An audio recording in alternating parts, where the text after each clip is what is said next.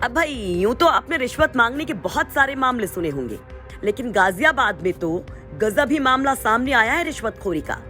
बड़े बड़े रिश्वतखोर देखे होंगे, लेकिन हम ये गारंटी के साथ कह सकते हैं कि नीली बुशर्ट वाले साहब से सब कम ही होंगे। अब माजरा क्या है, अरे बताएंगे, लेकिन पहले इन साहब के बारे में जान लीजिए कि ये कौन है।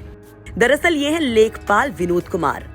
कागज में भले ही लेखपाल छोटी पोस्ट हो, लेकिन इनका रुतबा बड़े बड़े अधिकारियों पर भी भारी पड़े, ऐसा होता है। तो इन्होंने इसका फायदा उठाकर रिश्वत में एक पीड़ित से करवा लिया ये काम। तहसील किस लिए आए थे आज? तहसील में जमीन चढ़वाने आया था विनोद पटवारी जी के पास। क्या हुआ फिर? और उन्होंने मेरे से जमीन चढ़ाने के लिए 10,000 रुपये मांगे। मैं कह रहा जी 10,000 रुपये तो मेरे पास है नहीं, मैं मजदूर आदमी हूँ। तो कहने लगे मजदूरी क्या करते हो?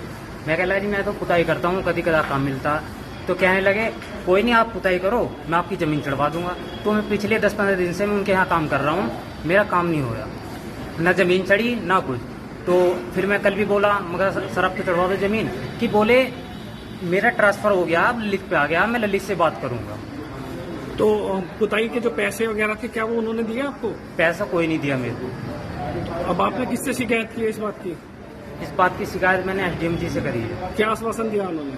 उन्होंने कहा आपकी ज़मीन चढ़ जाएगी और आपके जो भी पैसा रुक रहा है वो भी मिलेगा। कार्रवाई की भी बात की है क्या? हाँ जी, कार्रवाई की बात करी है। सुना आपने, पीड़ित सिकंदर बताते हैं कि काम के एवज में साहब ने 10,000 रुपया मांगा। पैसा कौड़ी था नहीं, तो होशियार लेखपाल ने इस समस्या से भी निपटने के लिए निकाल लिया एक हल और करवा डाली घर की पुताई। पूरा काम कर दिया? इसमें रुक रहा है अभी आधे में ये पूरा। तो सामान वगैरह कहाँ रखा आपका? इसी में कमरे में रखा? तो ये बिल्डिंग आप देख रहे हैं, यहीं पर रहते हैं ये लेखपाल विनोद कुमार। पीड़ित के मुताबिक एक घर पूरा पुतवा चुके हैं लेखपाल साहब, अब ड्यूटी दूसरे पर है। पीड़ित सिकंदर के मुताबिक वो करता गया, दिन बीतते गए और भर भर मजदूरी करने पर भी जब काम बनता ना दिखा तो ये पहुंच गया शिकायत करने। सिकंदर ने एसडीएम मोदी नगर से इस मामले की शिकायत दर्ज करवाई, जिसके बाद एक्शन शुरू हुआ। जिस तरीके से लेखपाल द्वारा एक पीड़ित ने शिकायत की है कि लेखपाल द्वारा उनके घर की पुताई करवाई गई लेखपाल ने और जमीन नाम नहीं कराई गई, इस पे क्या कार्रवाई अभी तक की गई है?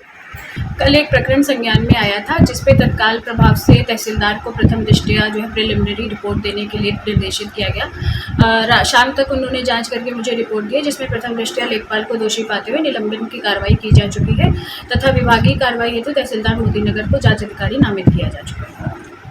क्या मैडम इस तरीके की जो घटनाएं हो रही हैं तो इसमें समाज में क्या मैसेज जाता है?